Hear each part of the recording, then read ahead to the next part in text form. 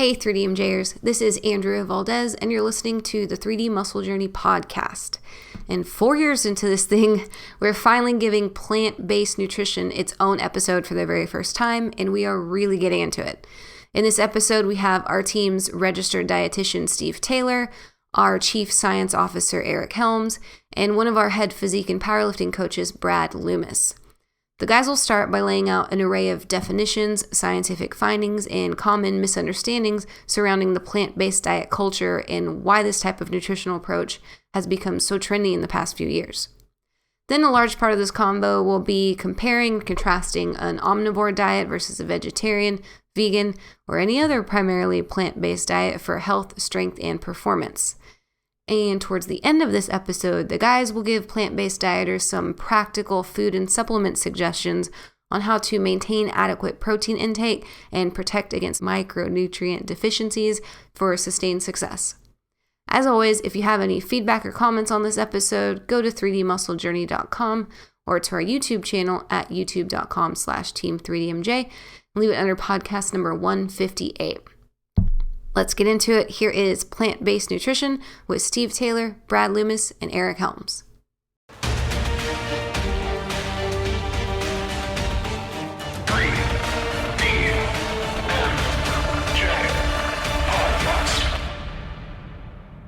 All right, so as our beloved Director of Ops, Andrea, likes to put it, we're going to talk about plants today.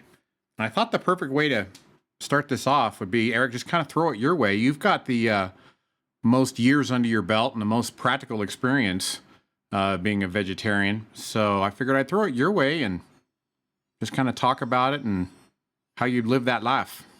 Well, it's easy. I sit on the moral high horse. I judge others. I tell them that meat is murder. I expound how the only way to get the best performance and the only way to be healthy and not to die tomorrow is to be a strict vegetarian, only eat plant-based. No, but in all seriousness, there's a lot of reasons why people have decided to be more or less plant-based, and my own personal decision was based on ethical concerns related to factory farming and the humane treatment of animals. And if you ever want to have a bad day, learn all about that and take a look at some of that information. That was enough for me to make some different decisions about what I was willing to put my money towards. So anyway, I think 2011, I became a lacto-ovo vegetarian. So lacto-ovo, that means like milk, eggs, like ovarian is probably the word that comes to mind, and lactose.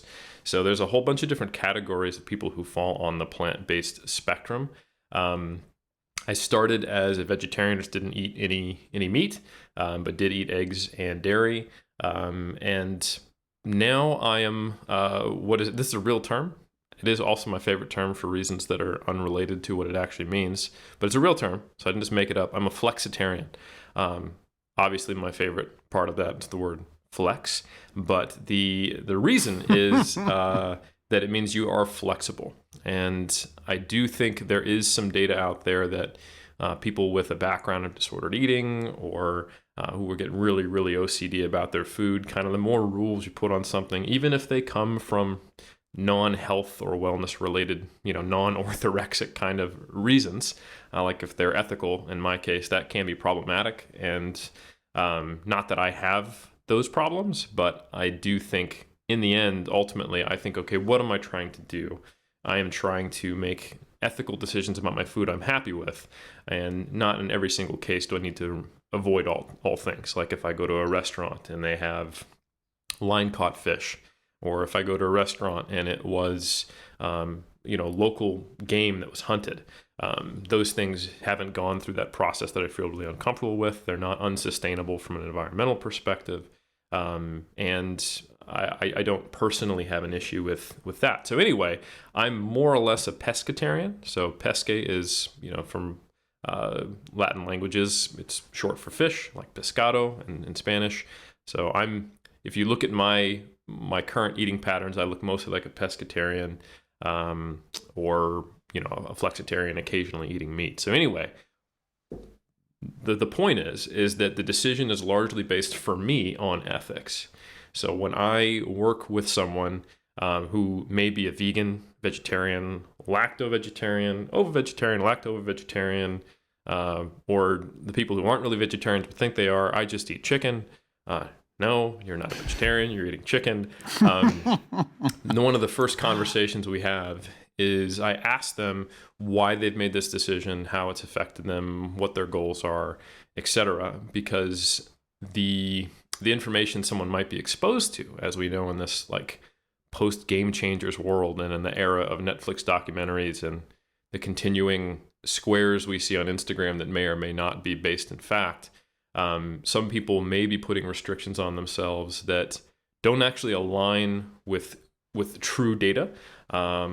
So it's my I see it as my job is to make sure that whatever someone's attempting to do with their nutrition, that they have the best information to arm themselves with. So, like for example, Brad, when you were looking into heart health and you were looking at a vegetarian diet as a potential tool to improve your markers for your heart health, I was like, hey man, plants are fantastic, but you don't necessarily need to remove animal products, and it's more of that we want more vegetarian products, and I connect you with some information. And to my understanding, that probably had some influence on the way you ate after getting shown that like the Sigma Nutrition series on heart health and vegetarian diets. So that's one example.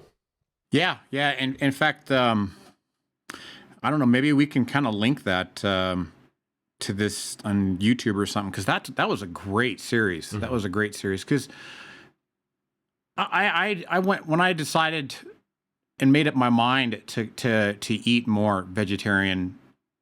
I did it with the way that I typically go about things. I looked at studies, and a couple of studies that really swayed me were pretty old studies, but still very. I mean, you couldn't argue with it. Mm. Like I grabbed one of them here that really stood out to me.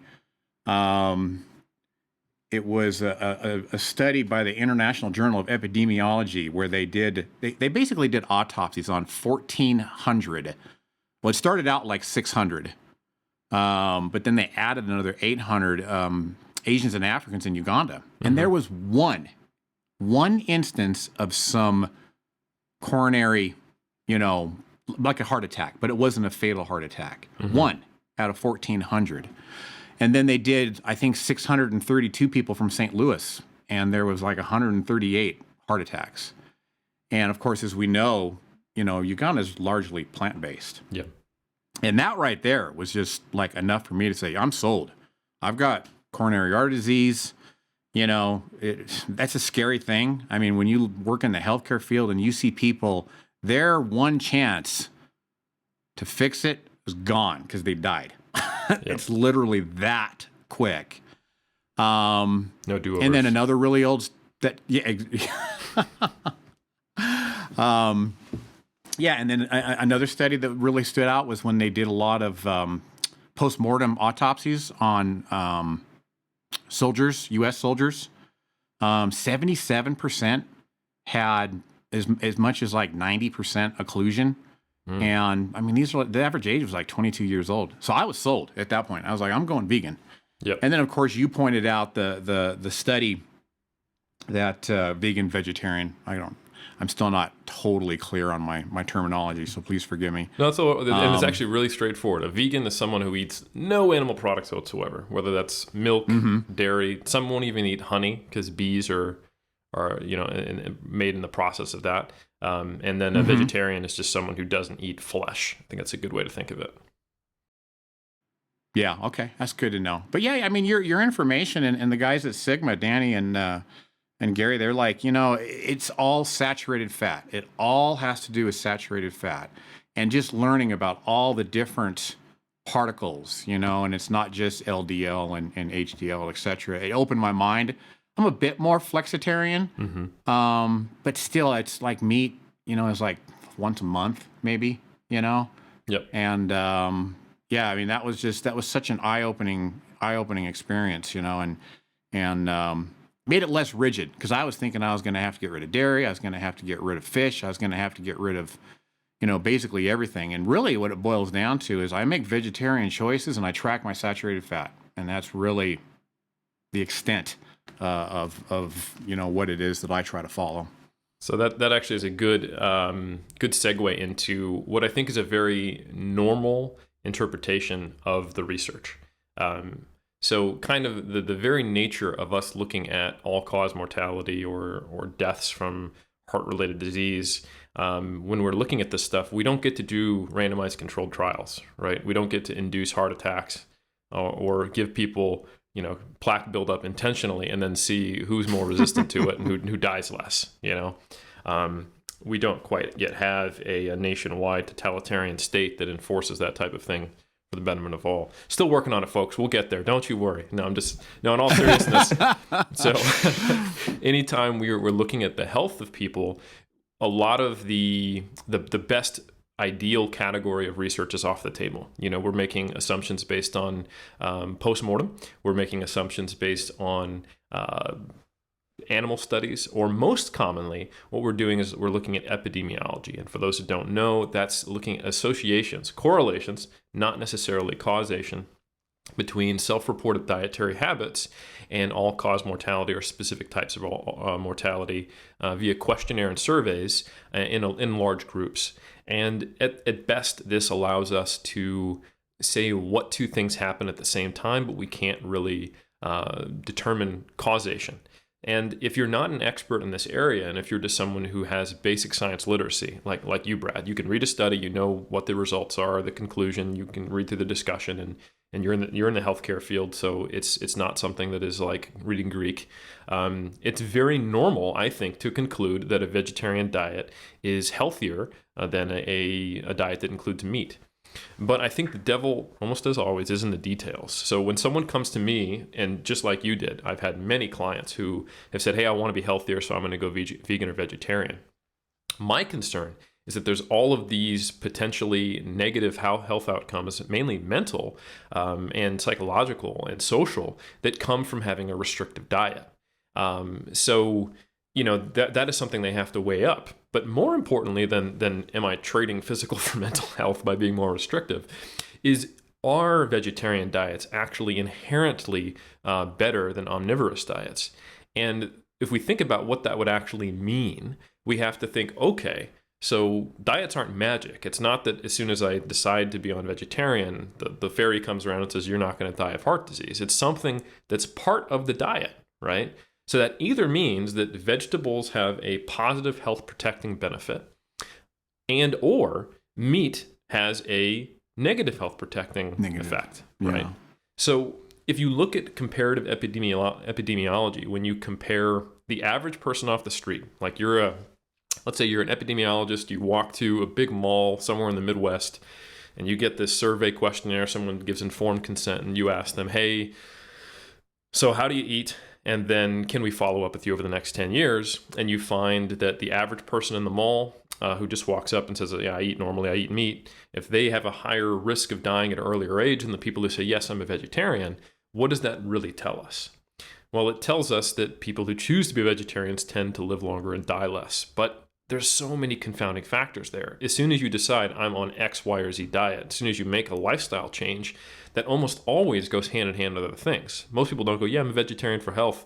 Hold on, I need to take a smoke break, and I'm going to do a few shots, and then I'm going to make sure I sit on the couch for 3 hours, after walking for 10 minutes because I'm tired, So vegetarians are more likely to exercise, less likely to drink, and less likely to smoke. In general, they care more about their health. Now, when you start to control for these variables, like if you look at some of the biggest studies out there, for example, like the Oxford Vegetarian Study or the Health Food Shopper Study, where they actually did, go to these malls, and they had, 10,000 and 11,000-ish people in these studies, or the Oxford EPIC cohort, where they had 56,000 people. When they started controlling for these variables, and these are 3 studies in the UK, you started to see no difference when you compared vegetarians to comparable non-vegetarians. So it does seem, and especially when we start to look at some of the meta-analyses on like risk factors and like proteins that are plant-based or proteins that are animal-based, that outside of like highly processed meats, it's really that vegetables and plant-based products have a positive health effect, not that animal products have a negative health effect. So it is really more about, and that's why I like the term being plant-based, is that the foundation of your diet is fruits, vegetables, grains, rather than saying, you know what, I can't have that chicken breast because it's going to get stuck in my artery. There's going to be a chicken in my heart, you know. So that's kind of the general perspective. And I do think it's a very normal conclusion for someone. I just want to reemphasize that. It doesn't mean you're dumb. I don't want to be condescending for anyone listening. Like, if you have been convinced that plant-based, or I should say vegetarian diets are healthier, period, than omnivorous diets, that's a very normal interpretation if someone is not well-versed in nutrition research and research design. Yeah, Steve, I actually got a question for you as our RD. How often, when you work with people who are wanting to follow a vegetarian diet, do they believe that meat is unhealthy? Or do they have different reasons for being vegetarian? Yeah, and I think just rewinding just a hair, just to clarify for myself too, like when I say vegetarian, I guess for the rest of this podcast, it means consumes dairy and eggs. This way we're just like, this way I don't have to keep saying like lacto-ovo or ovo. How often is it for ethical reasons? No, for health reasons. How often people come to you for health reasons? The vegetarians that I've worked with have been for ethical reasons. Okay. All of them. So, yeah. Interesting. Okay. And just, I guess, stepping back a little bit, because at the beginning you were talking about, it's obviously not a cause, but like it can tend to fuel somebody who has like disordered eating. And like I have, not to take the conversation that way, but I thought it was really cool how you said like, hey, I like to lead with the question, what's your reason for, eating consuming a vegan diet or consuming a vegetarian diet? Because I have seen that like people who have struggled with disordered eating, I've worked with people who also consume like a restrictive diet like that. It does kind of like fuel some of those tendencies.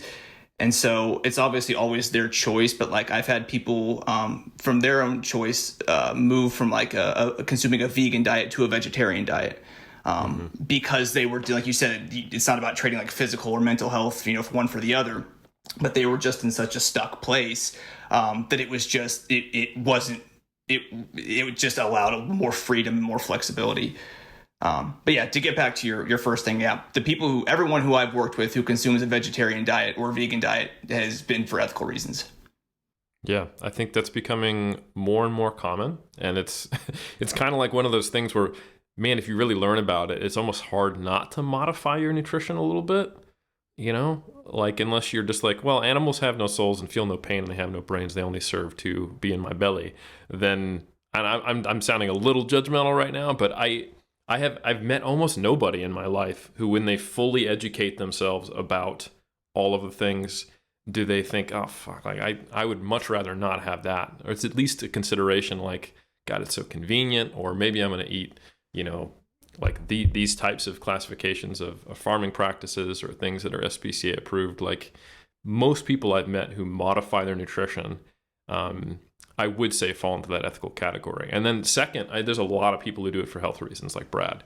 And I think I have met a couple who are doing it for performance, which is almost completely down to the Game Changers documentary. But this is the one area where I think, how like with the health thing, you can be exposed to a lot of the most common research on vegetarian diets and go, oh yeah, vegetarian diets seem healthier. All this epidemiology confirms it.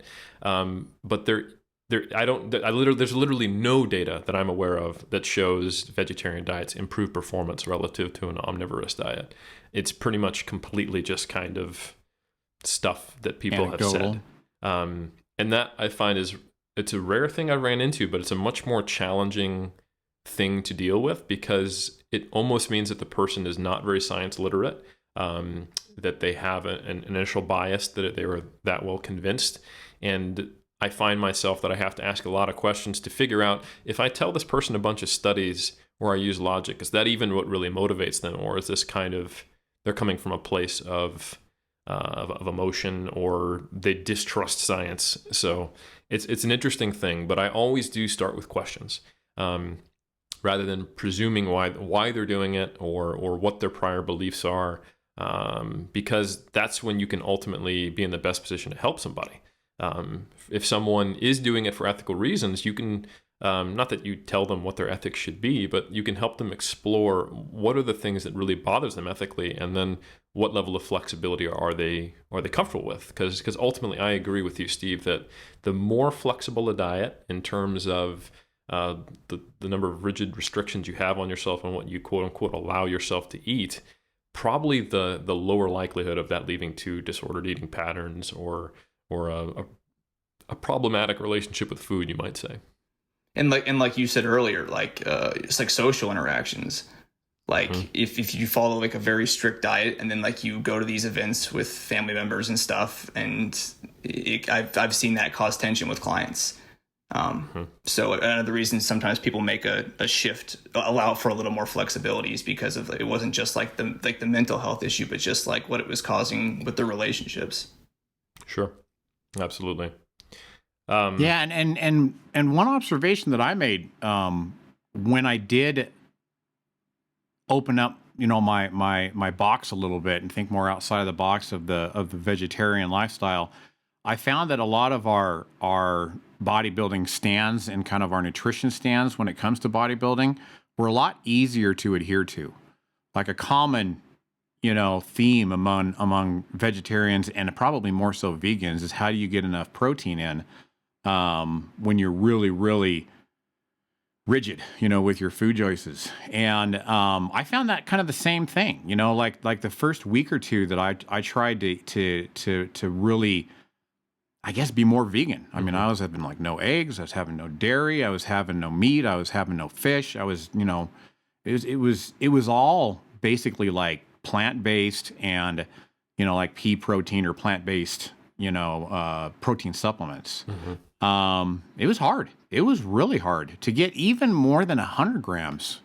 Was hard to do unless I was taking like 4 scoops, of the plant-based protein supplement.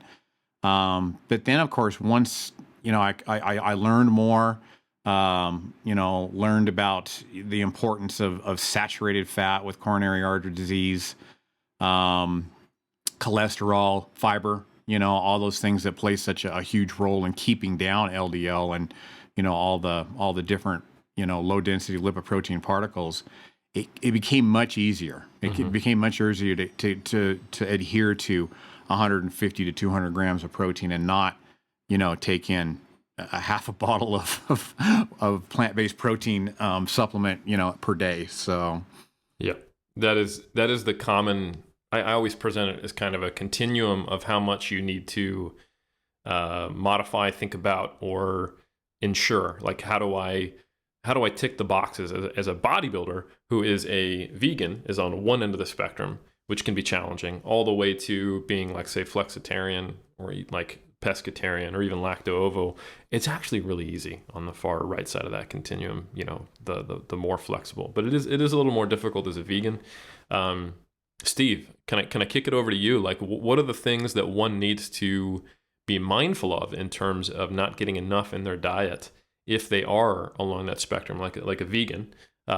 What is it that they need to make sure that they are potentially supplementing with or providing in their food in some way that is different from someone who is, say, just plant-based but still including some dairy that is vegetarian essentially? Mm-hmm.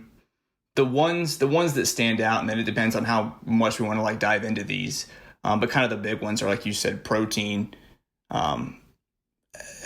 essential fatty acids to some degree, like ALA, but it depends on the diet. I mean, sometimes it's really not, it just depends. Iron, zinc, B12, calcium, and vitamin D. Those are kind of the big 6-ish that stand out. And like you said, the more you're like on the vegetarian side of stuff, the easier that gets, with especially like calcium, vitamin D, protein, all that stuff you're easily going to be able to clean up in like animal-based foods. Yes. Iron, heck, yeah. Yeah, I think that's, yeah, I would I would say that you probably need to be reasonably well informed to do a vegan diet properly. I would go as far to say you probably want to consult with an RD, because I think there's enough people putting out information about vegan diets and non-vegan diets for that matter that are just incorrect, that you can have some misunderstandings about things. For example, some foods are high in a nutrient, but it's not very bioavailable. For example, you can be consuming something that has a lot of iron listed on the nutrition label, but still have quite low iron levels. That's one thing to consider. Sometimes you can get forms of things that are likely not to make a big impact in terms of bioavailability. So, like for a while, if you wanted to get vegan vitamin D, it was D2. But D2 is pretty poor at moving the needle on 25 OHD levels. That's how you actually measure vitamin D in the body. But now you can get vegetarian D3. Same thing, you mentioned essential fatty acids. Most people are taking fish oil, but if, let's say, you're a vegan, you don't eat fish, most people are going, oh, well, is it okay if I just do, I'm blanking on the name of the seed right now. Flaxseed oil. Thank you, flaxseed oil. And it's like, well, the conversion's actually pretty poor to get that over to DHA, EPA. And now they have algae-based, equivalents of fish oil. So you can get DHA and EPA in pretty high amounts from algae-based supplements. And that is actually where the fish get it from eating algae. So it's kind of cool to see technology advance in the supplement industry to where you have ability to get these things. But the point is you don't know that unless you educate yourself and learn it. So I think that is why it's so important to consult with someone like a Steve or any other RD who's worth their salt. If your goal is sports performance in addition to avoiding animal products or being somewhere along that spectrum. And I think that's one thing that's cool about, probably the majority of people who are listening to this right now is I'd say over 75% are probably either tracking their macronutrient intake or they have tracked closely for a long time. So it's like they're used to paying close attention to their nutrition.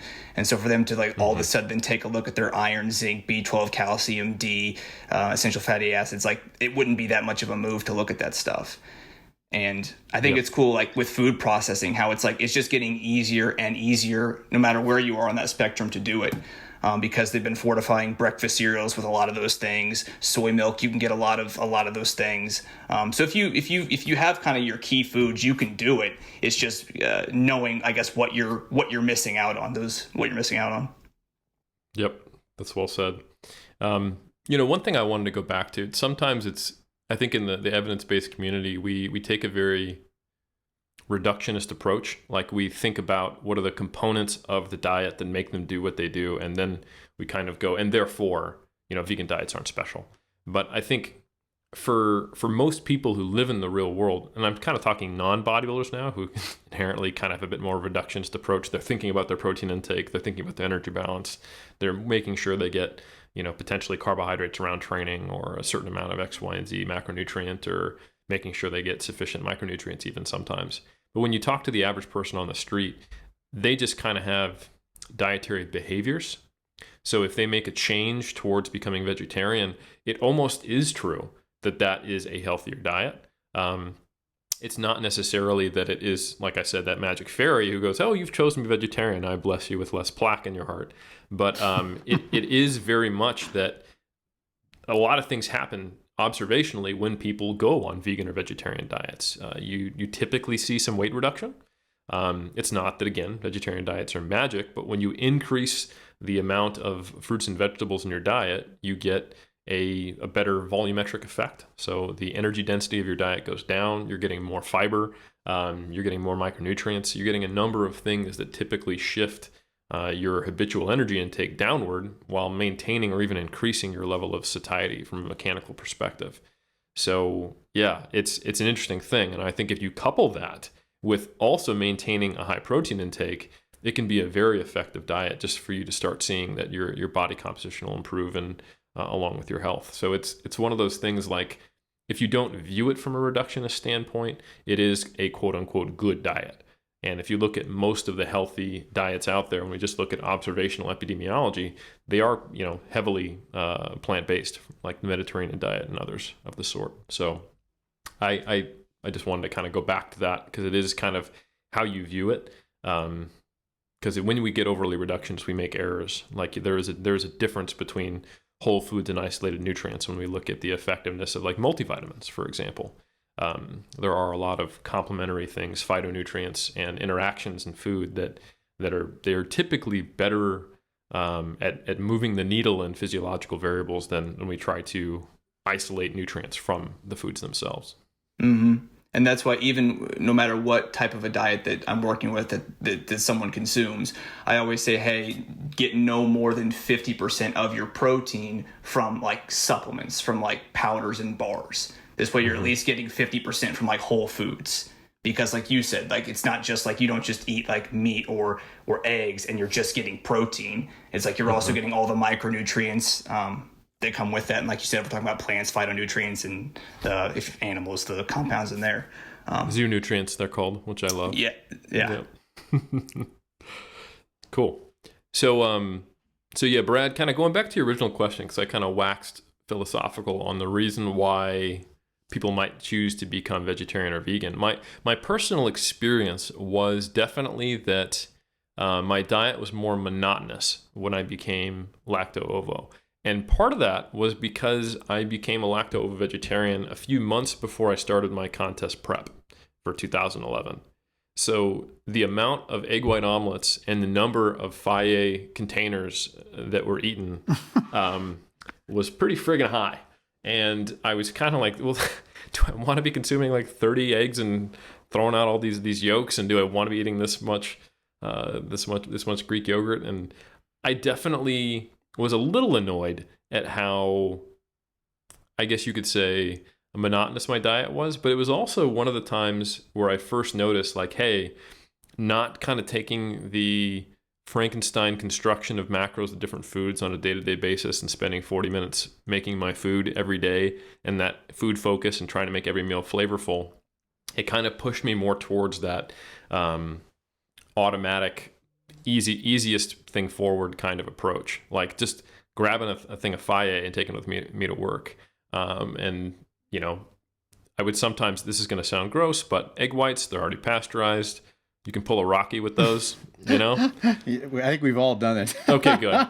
Yeah, I'm not saying eat a whole raw egg, but because egg whites are already pasteurized, like eat a cup of egg whites is 25 grams of protein and nothing else. It's pretty easy. You just chuck that back. Mm-hmm. I did that so many times because I was so busy in 2011, and just to have those things in front of me.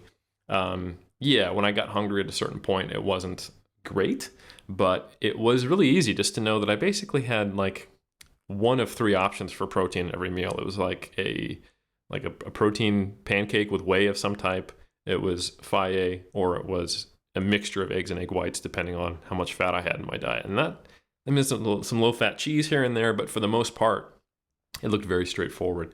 And I think, so there was kind of pros and cons there. More monotonous diet, less decisions to be made, less food focus. But there was probably a certain point where I wish I'd had other options or certain days or certain times. So I would say that when I moved to New Zealand and the overall farming practices became better, there was more opportunities to get line-caught fish, things like that. And I became more what I describe myself now as flexitarian. Now, maybe it's been so long, I just don't remember, but it doesn't feel different at all, if I'm honest, Brad, to when I was eating chicken. It's just like, all right, I have some canned tuna that's because the SPCA ethical stamp, it might not be SPCA, but anyway, it's like sustainable farming practices, and it's like tuna, eggs, Greek Icelandic yogurt now, and I've just got a few more options. But it wasn't difficult at all during contest prep this time, and it was easier because when I was like, if you go to a restaurant, that's probably when it gets more difficult as a lacto vegetarian. Like if you're at home, you're good to go. You've got, you open it up and it looks like, how frat boys have like a whole fridge of beer and nothing else. It was like that, but for like Greek yogurt and egg whites, back in 2011. So you're fine when you're home, But when you go out to eat, there's no real way, if you're lacto-vegetarian, to keep your fat or your total calories low and actually get sufficient protein. So that was the biggest challenge. That's just not a thing. Like if you go to most vegetarian-based restaurants, or like they're not all about trying to get you your protein. But if now all of a sudden you can get a fillet of fish or salmon or something like that, now all of a sudden the same thing you would do if you were eating out on a contest prep diet as a meat eater. Let me get a chicken breast. Don't put any butter on it. Grilled or baked, please. And can I get some steamed veggies on the side? You can't go wrong. You're always safe if you know how to order that.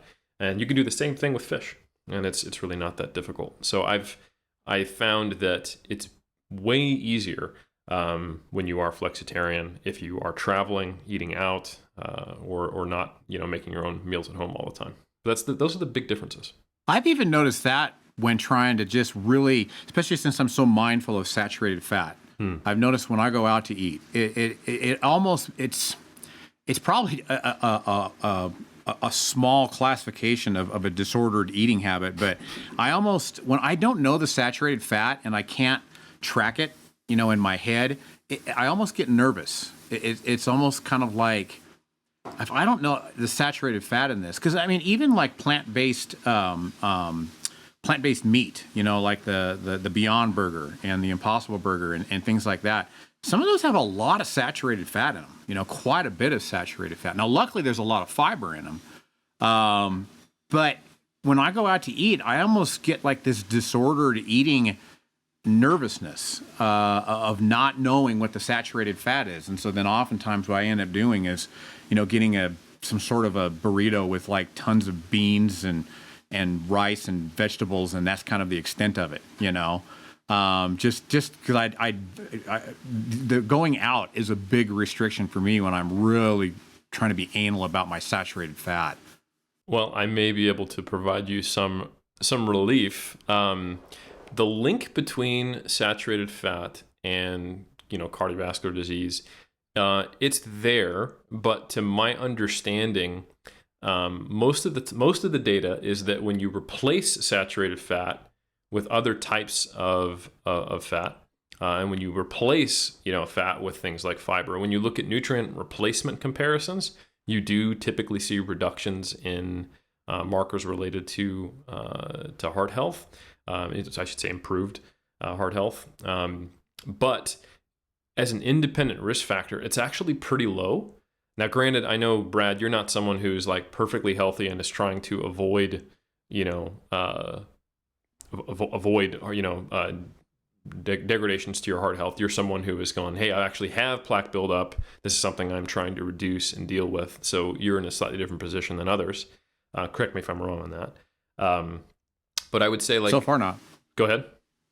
Yeah, I was going to say, so far not. You're pretty much spot on. Okay, cool. But yeah, like for just anyone out there listening, I don't want them to think that saturated fat equals tick point in the bad column towards poorer heart health.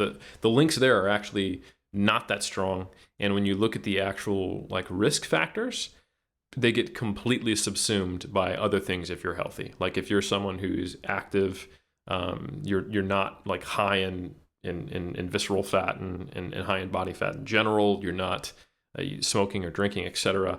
I wouldn't even worry about saturated fat. If you are someone who is actively trying to address a diagnosed condition, sure. And I think that for everyone who's listening, that's a perspective that Brad's coming from. But I would say the only clear data I'm aware of, and again, this is not my area. Steve, if you've got any insight, feel free to chime in. I've only seen convincing data when it's replaced, rather than it being something that is necessarily problematic inherently on its own, regardless of dose, So I don't know if that helps you chill out a little bit, Brad, but I'm sure as you get more and more, scans of your heart and blood work done and you're seeing things improve, then you may have less of a like, oh shit, I got to keep all the saturated fat out of my diet, like response. And you can figure out what is the bandwidth of flexibility you can have while still seeing your health go in the right direction. Yeah, and I have to say that usually my fear is somewhat mitigated when I know of the other factors that play into it. Like for example, if you have a pretty high fiber diet, a lot of that cholesterol and that saturated fat, it's never even going to make it into the bloodstream or through the arterial wall. You know what I mean? So that is somewhat mitigates the fear, but that's an excellent point, Eric, if I was just somebody that was trying to be healthy, trying to limit, basically extend my life, more than anything, my habits would probably be dramatically different. So, but Steve, I would like to kind of hear your kind of take on that, as far as what or what you, I should say, recommend, as a dietitian, as far as, just coronary artery disease and those that might have a similar fear to myself, or just not even have any diagnosis and just are thinking about it. Yeah, to Eric's point, those who are totally healthy, and that's why I've never put anything out about saturated fat or anything, because I'm not sold either way. And so it's like until I see or come across something that's like substantial, or like, that's why I haven't even touched that ever in an article or in a podcast or a YouTube video or anything for you guys.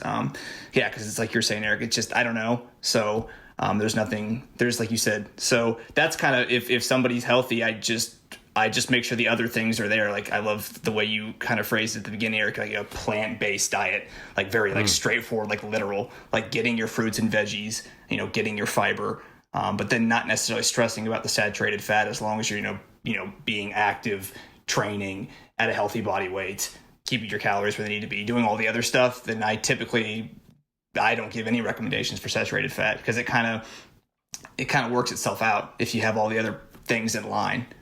Mm-hmm.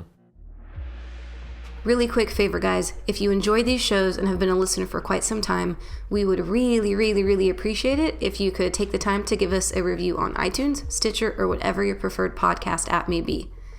Having lots of ratings and audience feedback makes our show become more visible across multiple platforms, and it supports our mission of helping as many people as we can to be the best athletes, coaches, and lifting enthusiasts that they could possibly be. So if you're not driving and wouldn't be dangerous, pause this thing right now and give us an honest review over on your podcast app, and we would love you even more than we already do. Thanks for taking the time, and we hope you enjoy the show. Circling back around to supplements, one thing that I would love to get both of your guys' take on, because I have read a fair amount of different evidence, like on I think it's the Annals of Nutrition or something like that, or of Health or something like that. They talk about supplements not having all of the phytochemicals and all of the minerals and things like that we don't have, and how one that stands out, I want to say, is like omega-3 fish oils not working as well for the effects that they're after, as far as lowering cholesterol and trying to or not lowering cholesterol, lowering the LDL particles and the VLDL particles and all that, as well as like having oily fish or having salmon or what have you. But kind of what is your take on that? As far as supplements not like what God made in nature and what grows in nature being better and superior for those outcomes as compared to our man-made, kind of synthetic supplements. Yeah, I think it's important that we don't slip into the naturalistic fallacy.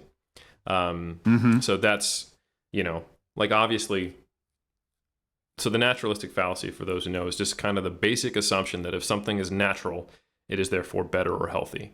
And even if that ends up being often true when it comes to nutrition or health, there's so many times that it's not true, that it gets people into problems quite often. Like, I wouldn't advise someone not taking, certain modern medicine drugs to combat certain diseases, and instead going, well, I'm just going to eat natural foods. There's instances where people have died early unnecessarily because of that. So first, don't slip into the naturalistic fallacy. That's kind of my disclaimer on the forefront. But the next thing to consider is just, at a very basic level, like, foods have multiple functions, and they have functions that are sometimes qualitative, and I'll get that into a second. But a real obvious thing is, like, if you eat fatty fish on a regular basis, you are getting more than just fish oil. You're also upping your protein intake, and there's collagen in fish. There's a lot of other stuff. It would take a while to think through and sit here and go, what are all the things in fish that isn't just the fish oil? Now, on the whole, the fish oil data has bounced around back and forth. It's always neutral to positive, though. The effects have gone anywhere from being strong to weak, but typically neutral or positive. So I think there's nothing wrong with that at all. But I would agree that typically it's more difficult to have like an intervention of eating fish. Those studies are out there, but most of the time it's a lot easier to tell people, hey, take these pills. Let me know how things go. We'll test it.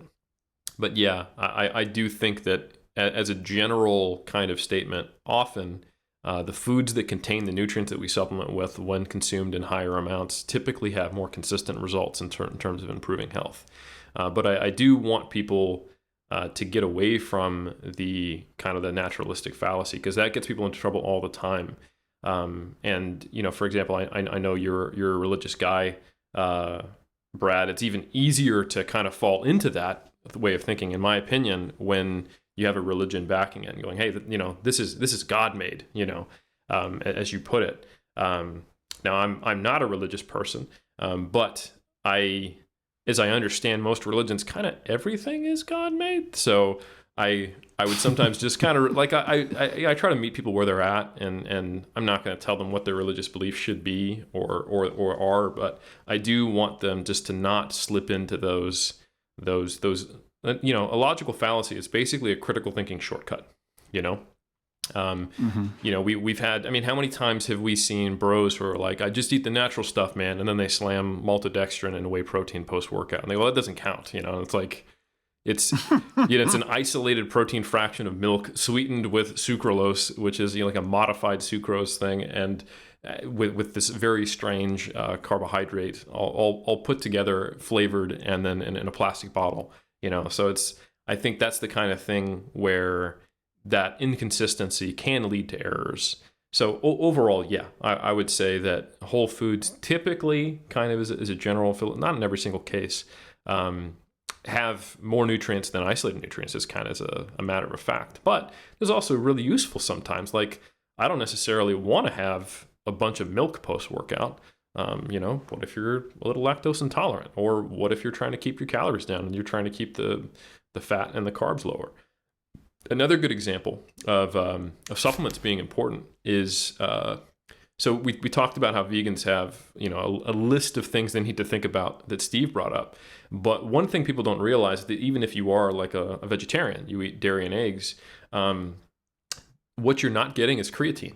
That's only in very low amounts in eggs, and creatine is naturally produced in the body, but it is much lower in non-meat eaters. And you've talked about this in your blog, and you've read about it because I know your son is involved in football, and with the awareness now of traumatic brain injuries and the occurrence of concussions, what people don't often know outside of the bodybuilding community is that creatine has neuroprotective effects, and it's been used to treat neuromuscular disorders, and it has associations with mental health as well. And interestingly enough, there's actually data that. So if you give people creatine, some people are non-responders, and that probably has to do with how much creatine is in their diet naturally. And there's a lot of things that can affect that, absorption rates, the type of meat they eat. The more a meat has been cooked and the temperature it's at, the more it degrades the creatine. But the point being is that some people, meat eaters almost always, are the ones who could be potentially a non-responder, quote unquote, to creatine. Really, it's just that the supplement didn't boost their levels that much because it can only go so high. But if there's a study by Burke et al. In 2003 showing that vegetarians actually have lower baseline muscle creatine levels, and thus they tend to get, at least in this study, a higher impact of taking the supplement creatine. And you would suspect it would probably have more beneficial effects, just enhanced across all the things it does, strength, power, hypertrophy, and neuroprotective effects. So that's one of those things where if you are a meat-eating, high-protein consuming bodybuilder, yeah, creatine might help your performance. and it's probably not a bad idea to take. It's the most researched one we have. It's kind of like, why not? But if you are a vegetarian or a vegan, I almost see creatine as moving towards the category of an essential nutrient as a supplement you probably want to take. So that's kind of one of those odd caveats, or something that we normally view as a good supplement, but ultimately a supplement that you're not even going to notice the difference from, becomes something that, hey, I would actually really recommend you take this. Steve, I don't know what your thoughts on that are. Yeah, no, I agree with the supplementing with creatine and its effects on cognition and memory, thinking, learning, all that stuff. So yeah. Yeah, that's kind of a roundabout answer to what you said, Brad. As far as supplements in general, there are a number of other things that do typically come from meat. For example, muscle carnosine levels. That the first three letters, carne, is from meat. They're typically lower. Whether that really matters, it's hard to say in vegetarians and vegans. The way we boost muscle carnosine levels, the most effective way is taking beta-alanine, which you've probably heard of. Again, that's one of those supplements that's kind of like, for your average bodybuilder, because it's primarily affecting performance that lasts like a minute or longer. Minute to 4 minutes is, if you look at some of the meta-analyses that are out there.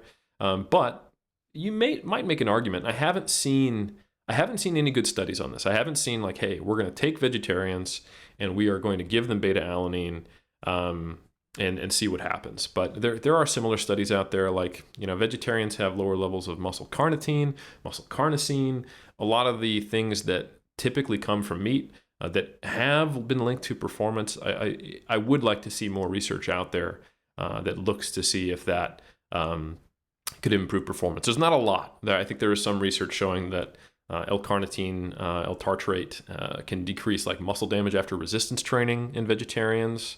And that taurine might be more effective for vegetarians than non, but it's really sparse data.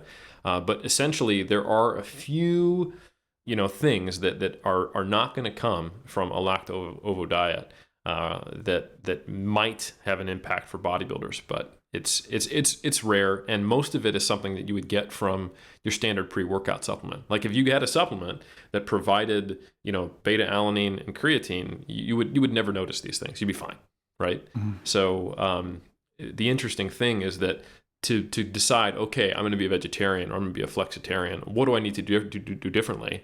It's like, well, you might decide to keep taking EPA DHA, but you might get an algae-based one.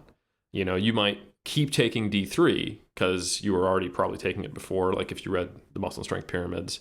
But you could, there's forms that come from lichen. That's the vegan version. Most of it's normally made from sheep's wool, which, depending on where you fall in that ethical consideration, you may or may not have a problem with that.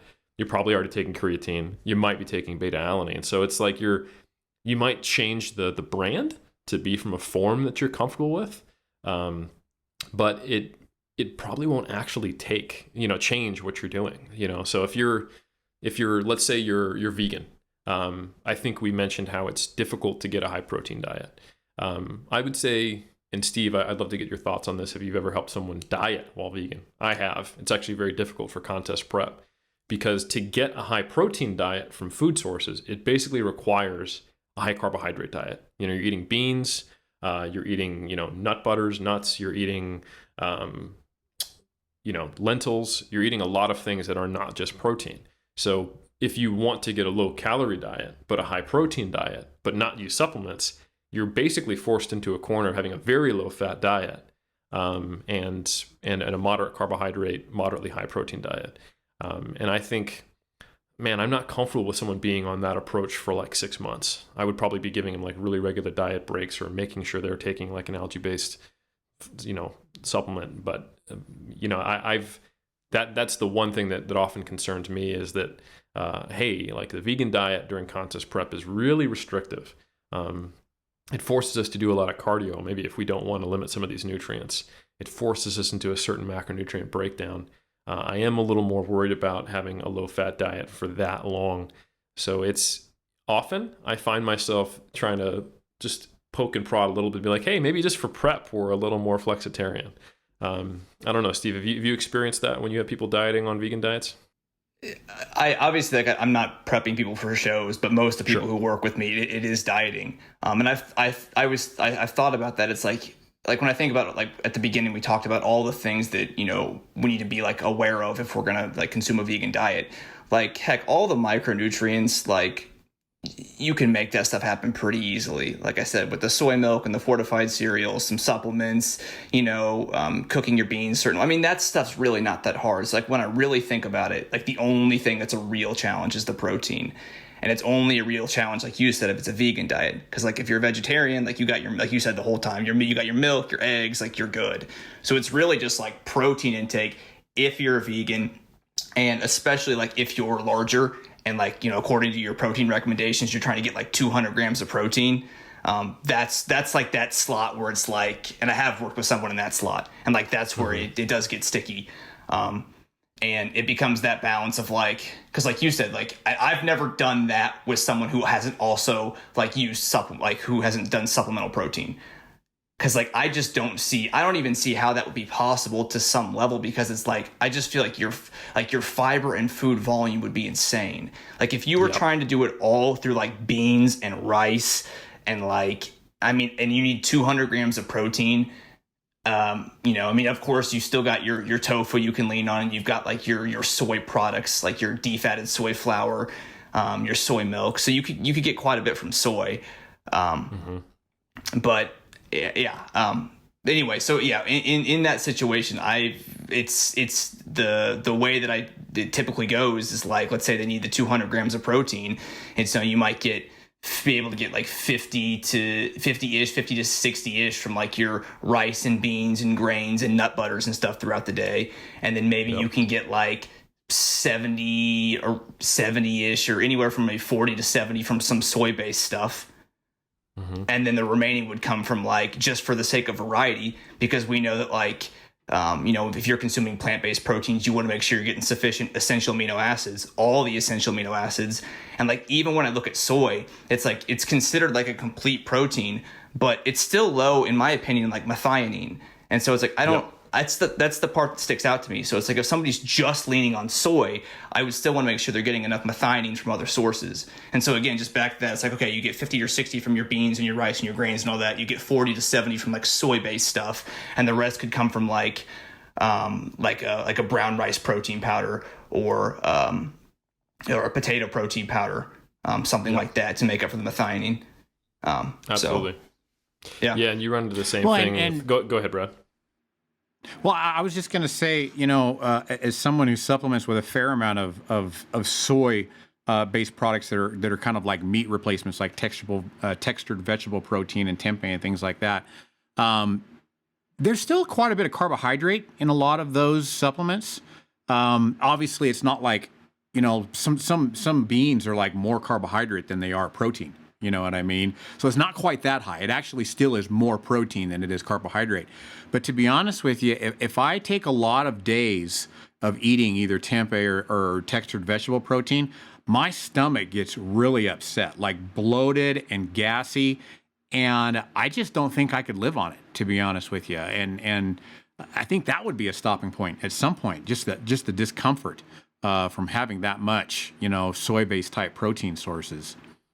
Yeah, we're moving now to my favorite part of the conversation about plant-based diets, and that's proteins and farts, which is essentially where we're getting to. Because exactly what you were saying, Steve, like what happens when you try to get a high-protein, largely plant-based diet is bad for those who like to use their noses around you, you know? Like...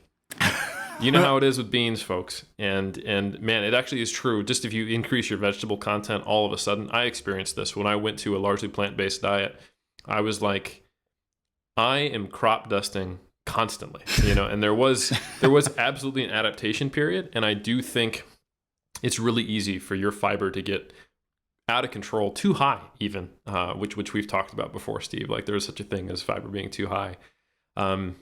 And you do have to think about your protein intake if you're trying to get a high protein intake. So to give some people some kind of scientific data on the background of protein, there's been, like almost every study ever done, observation looking at this since like 1950 to now, basically shows a really clear, baseline protein intake that meat eaters have at highest, vegetarians slightly lower, and then vegans lower than that. That's just what happens if you were just to be a free living person and change your diet in that manner.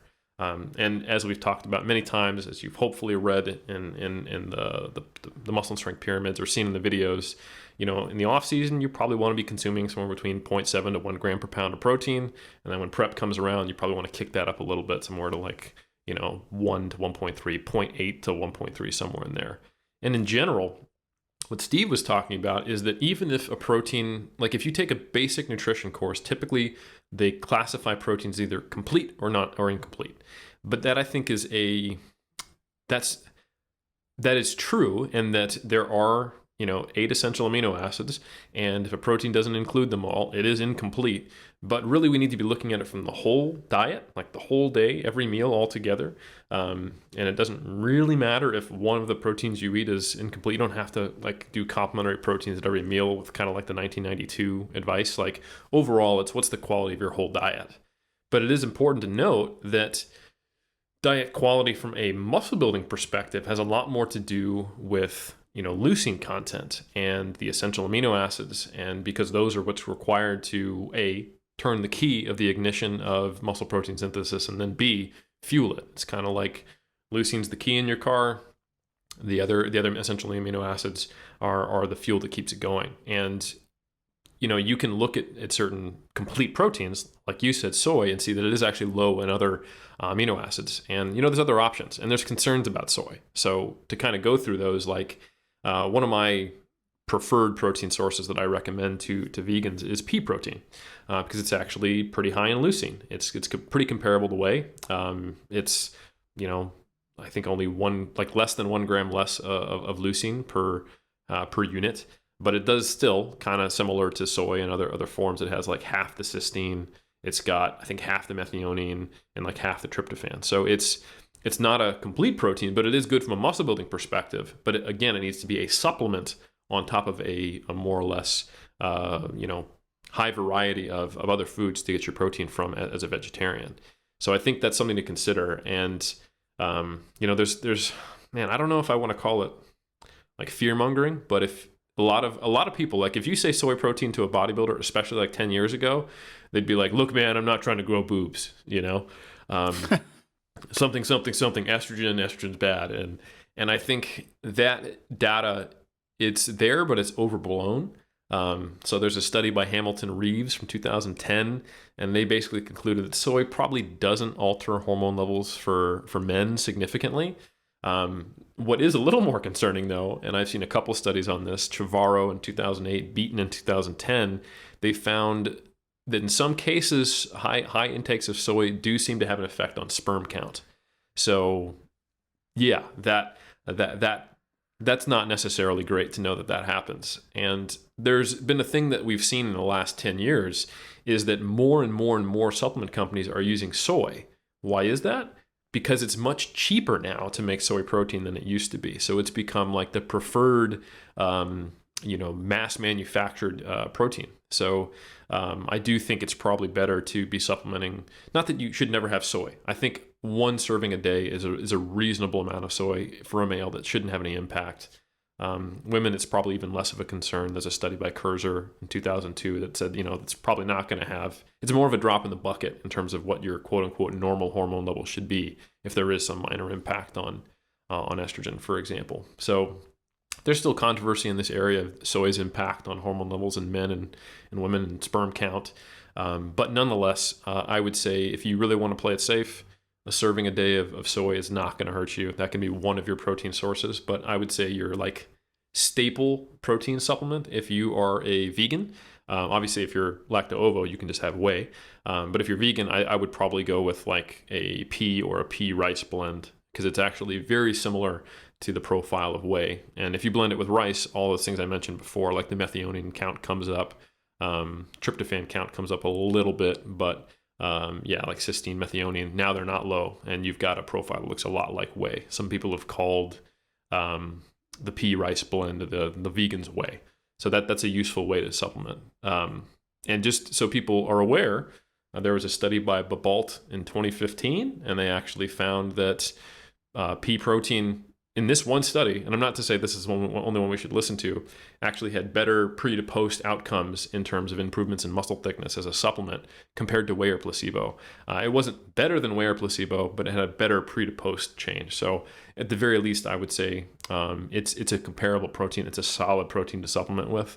And there's other studies where people have taken other vegan proteins. Like there's a study, I believe, I can't remember the author, but where they took, someone with a regular diet and they added peri-workout rice protein versus peri-workout whey protein. And there was no differences between groups because, again, it's only a small component to your overall protein intake if you're doing things right. So it doesn't change like the order of the pyramid. It's still like, what's your total protein intake? Are you in a sufficient energy balance to grow muscle, etc. So overall, I would say don't worry too much about whether or not you're getting enough protein, but do make sure that you have a sufficient variety in your diet to cover some of those amino acid shortfalls. And if you do supplement, I would probably limit the amount of soy, but don't take it off the table by any means. And then something like pea would probably be your main go-to as a vegan. Yeah, and just to add a couple of things to that, a lot of times with packaging, a lot of companies will put a complete protein contains all essential amino acids, and it's because that's true. Like most foods are going to have all the essential amino acids, but it's just they're going to be very low in like one or two of them. So it's just like another marketing trick that companies will use. Like, hey, it has all the essential amino acids, but it's like all these things we're talking about have all the essential amino acids. It's just they're still going to be low in like one or two. And another helpful trick that's helped me and helped clients has just been remembering that the legumes plus grains thing. So like you said, not necessarily like a meal to meal basis, but typically legumes, I believe are higher in lysine. Higher in lysine, but low in I think my Midwestern thing's been all messed up. Is it not methionine? I think I've been pronouncing that wrong my whole life. I think it's methionine, isn't it? Is it methionine?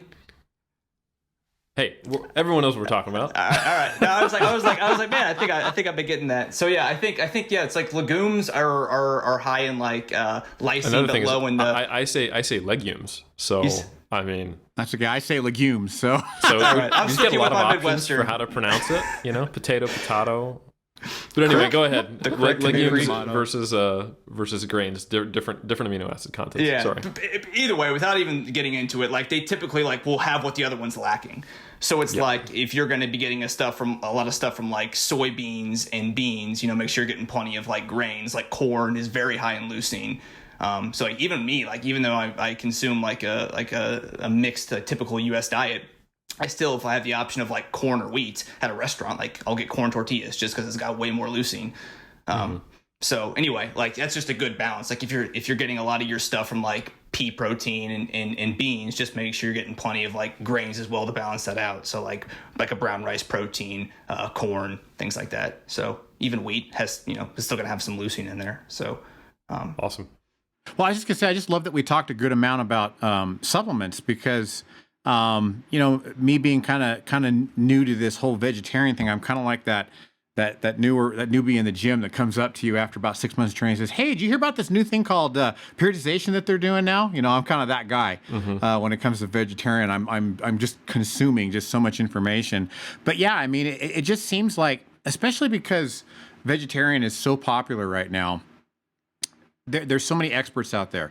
I've seen books that this much of the book is just all citations, and it's well, of course, this has got to be a good resource because look at all of their citations, and they seem to demonize supplements, and not that supplements are bad; they're just useless. And if you don't get your antioxidants from berries, then there's no, you have to get it from berries. There's no sense even taking a multivitamin or some other form of supplement in that. But at the same time, it's kind of when you use your thinking skills. Sometimes these folks, it's almost like they have a political thinking. It's they'll cite just the sources that support their argument. Absolutely. You know what I mean? you start looking around and you're like, well, wait a minute. Now, some of these other things say something else, or like some will say that, this particular vegetable has tremendously more antioxidants than this one. And it's like, well, yeah, but this one that's bad is still better than like other ones, you know what I mean? And there's all this scaling, but it's so easy to get caught up in like some sort of an agenda. I don't know. I don't even know if I want to call it an agenda, but I'll call it an agenda. Whenever something gets shut off and you're like, it's black and white thinking you have to do it this way and not that way, it almost kind of turns me off a little bit. You know what I mean? And I want to make sure that I'm just, like I said, I'm glad that we talked about that, because I feel like that's something that can oftentimes be an unfortunate consequence, of what could be a positive thing.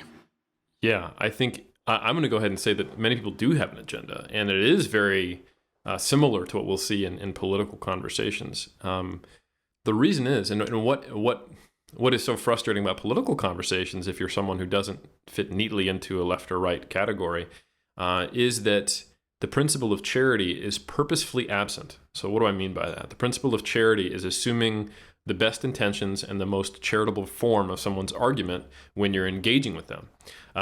That ideally should be the way politics and governance is discussed, because ostensibly both people are trying to figure out the best way to make society better. But what it really is, because it's a power grab in a two-party system in the US, is anything I can do to make you look bad will help my cause.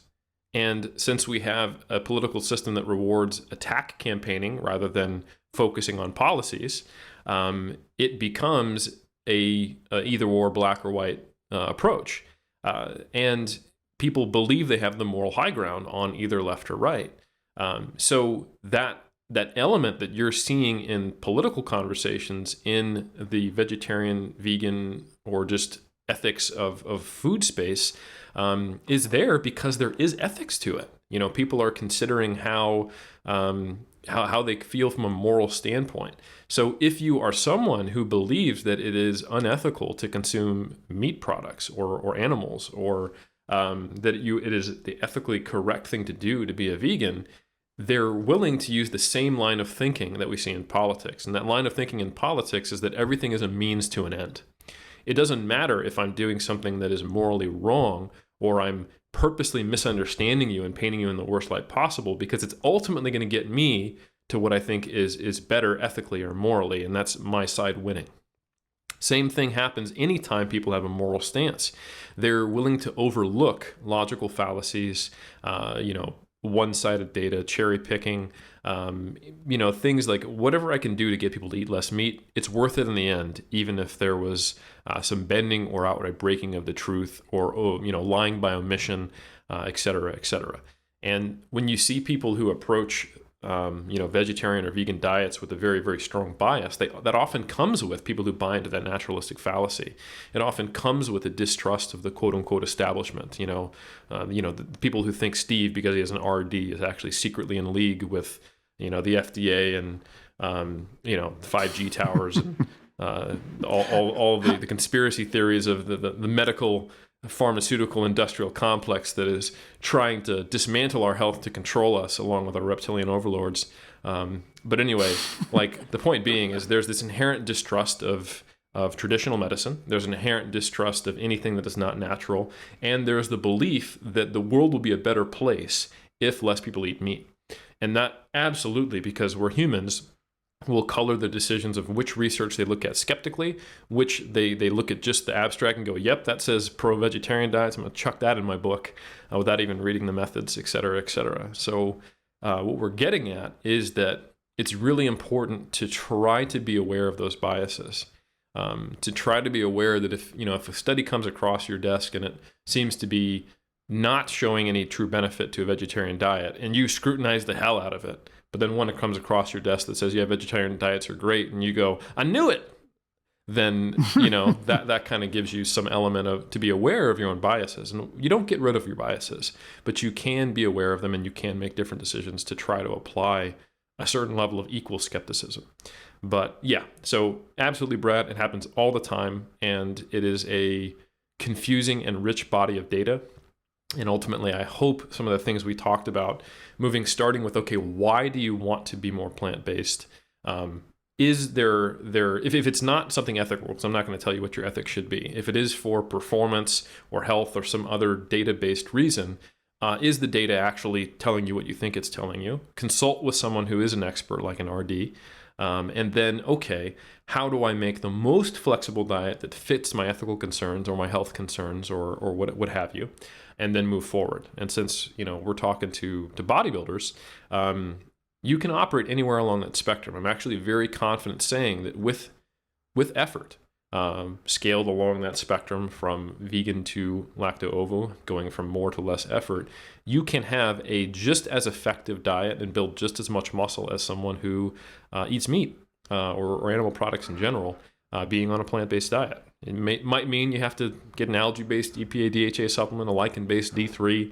It might mean that your pre-workout, you decide to make sure it includes beta-alanine and creatine, even though you didn't take beta-alanine before or something like that. And your multivitamin, you might want to make sure it has B12 and iron if you're vegan. But really, it's like the same stuff you're taking anyway. The same kind of core supplements, and you're still hunting down protein and taking a protein shake. It's just going to be maybe pea instead of whey. So yeah, those are kind of my closing words. Steve, anything else you want to leave our audience with about vegan and vegetarian diets? I think the only stuff I would add would be like, okay, if I was thinking about like starting to consume a vegetarian or vegan diet, like what's like a very like practical approach towards just like a summary, like in 60 seconds, like how I would go about it. Like you said, I would keep in mind, like you said, the same protein intakes that you recommend, but just now that you have the options of the pea protein, the brown rice protein, all the different variants of like the soy protein, things like that. And I would also, since you probably track your nutrition anyway, I would look at your track for like a week and just look at your levels of iron, calcium, D, B12, and zinc. And most of the intakes are the same as like the RDA for people who eat a mixed diet. But for like, I think iron, the conversion is like you multiply it by 1.8 or something. So like if it's whatever it is for like a who eats like iron from meat, you just multiply it by 1.8. You try to get that much if you're getting it from plant-based sources. The only time I would say don't do that or get confirmation on that would be if you're pregnant, just because then you're getting really close to like the upper limit there. But if you're not pregnant, then I think you can just use that conversion and just do like a 1.8 multiplier on that. And then with zinc, multiplying by like what I tell people is like 1.25 to 1.5. And you're still way below the UL. And if anything, you're just erring on the side of caution. Right.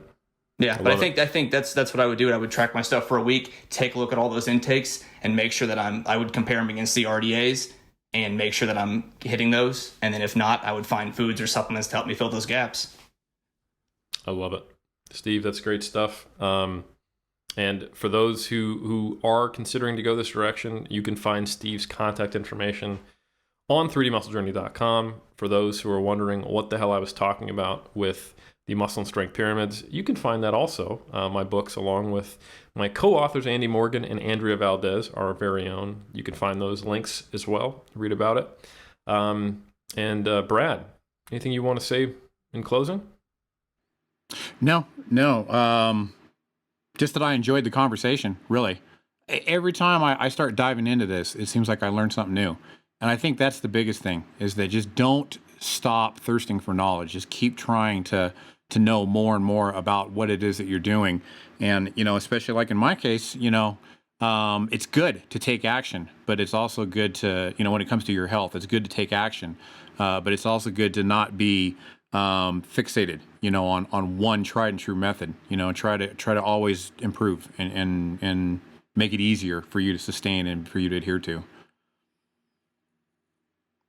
All right, guys. Well, thanks for the conversation. I loved it. Agreed.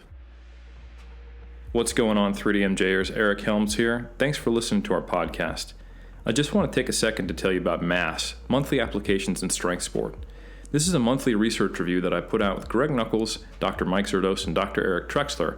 We cover the most up-to-date, peer-reviewed research in the world of strength and physique sport that's directly relevant to your practice as a coach or an athlete. We provide our reviews in written format, but also, since you enjoy our podcast, in audio roundtable reviews where we discuss the research in depth. Finally, we also do video concept reviews where we cover a broader topic in video format for your learning.